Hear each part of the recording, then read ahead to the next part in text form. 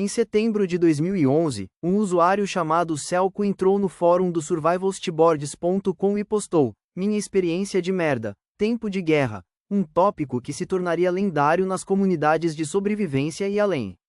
Nele, Celco detalha sua experiência de viver em uma cidade bósnia sitiada de 50 a 60 mil habitantes durante a Guerra da Bósnia, 1992 a 1995. O cerco levou embora tudo o que os humanos modernos consideram natural e testou com extrema brutalidade a capacidade de sobrevivência de Celco e de sua comunidade. Mas o mais interessante dessa história de guerra é que ela foi contada a um grupo de sobreviventes, preppers, que tinham perguntas, muitas perguntas. Como funciona a troca e quais estratégias de sobrevivência são inúteis? Como era a dinâmica social quando todos perceberam que não havia lei? O que realmente acontece e que tipo de truques as pessoas realmente usam para sobreviver diante, essencialmente, do apocalipse? Ok, quero compartilhar com vocês minha própria experiência. Seja paciente com meu inglês, eu sou de longe, eu sou da Bósnia e, como alguns de vocês devem saber, foi um inferno aqui de 92 a 95. De qualquer forma, por um ano inteiro vivi e sobrevivi em uma cidade de 50 mil a 60 mil habitantes sem eletricidade, combustível, água encanada, distribuição de alimentos de verdade ou distribuição de quaisquer bens, ou qualquer tipo de lei ou governo organizado. A cidade ficou cercada por um ano e naquela cidade, na verdade, a situação era SHTF. Não tínhamos um exército ou força policial organizada, havia grupos de defensores, na verdade, qualquer um que tivesse uma arma lutava por sua casa e sua família. Alguns de nós estávamos mais bem preparados, mas a maioria das famílias tinha comida para alguns dias, alguns de nós tinham pistolas e poucos tinham AK-47 quando tudo começou.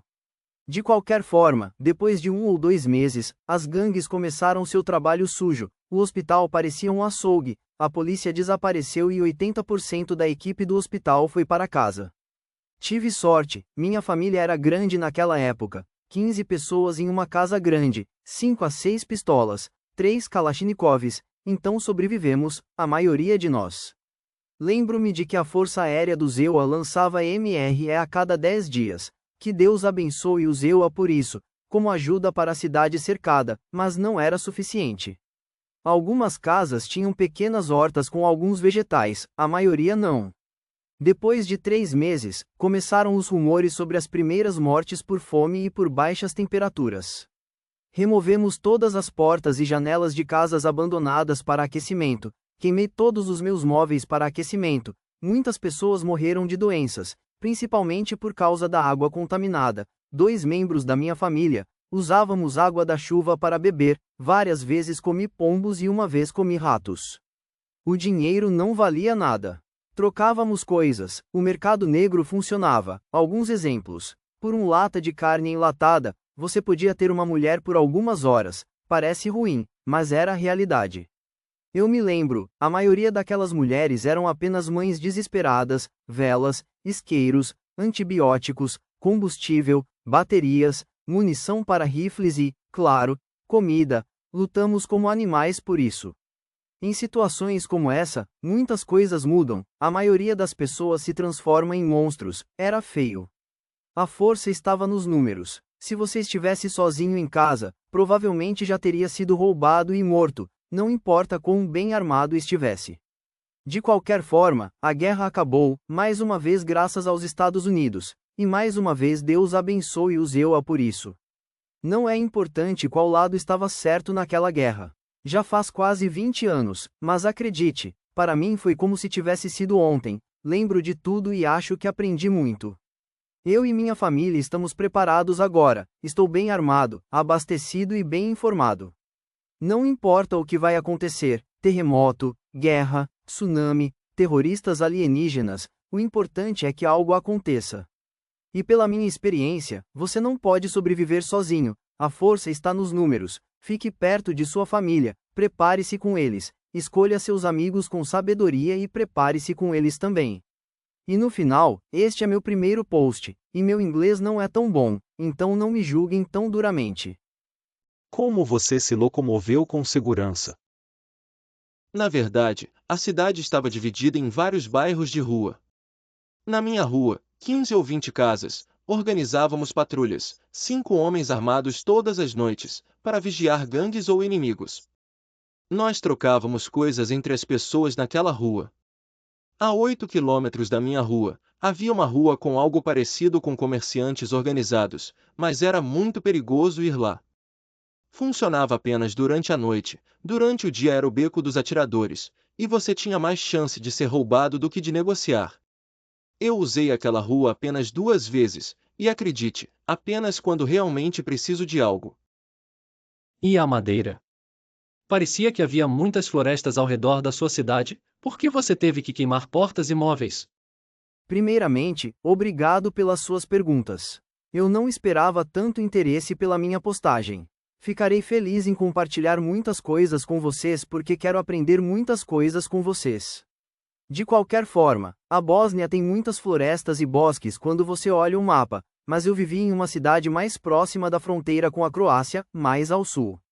Não quero mencionar o nome da cidade, mas se você olhar o mapa, a parte sul do meu país, mais próxima da Croácia, é toda de pedras. Sim, tínhamos algumas árvores na minha cidade, parques, árvores frutíferas, mas a maior parte da cidade é formada por prédios e casas. Mas acredite, todas as árvores da cidade vão queimar muito rápido quando não houver eletricidade para cozinhar e aquecer. Depois disso, tudo o que resta são móveis, portas, pisos de madeira, e acredite, essas coisas estão queimando rápido demais.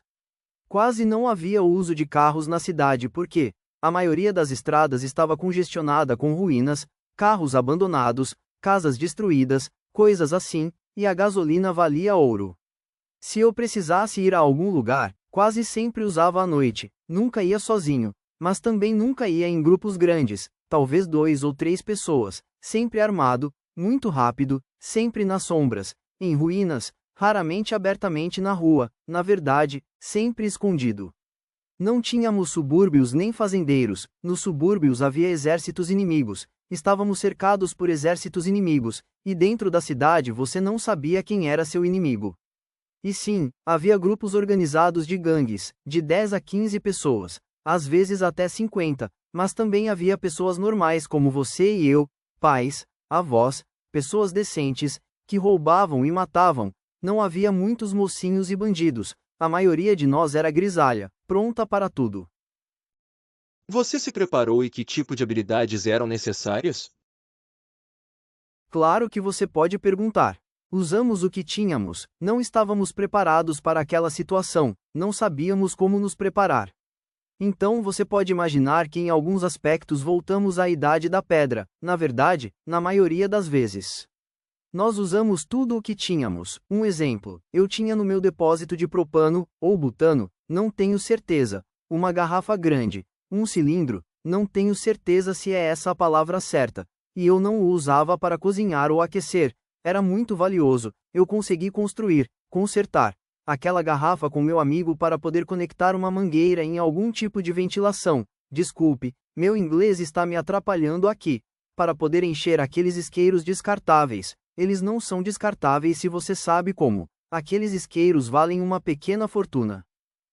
Para encurtar a história, alguém me traz um isqueiro vazio e eu encho o isqueiro com gasolina. Geralmente pego uma lata ou uma vela ou qualquer coisa que ele possa me oferecer.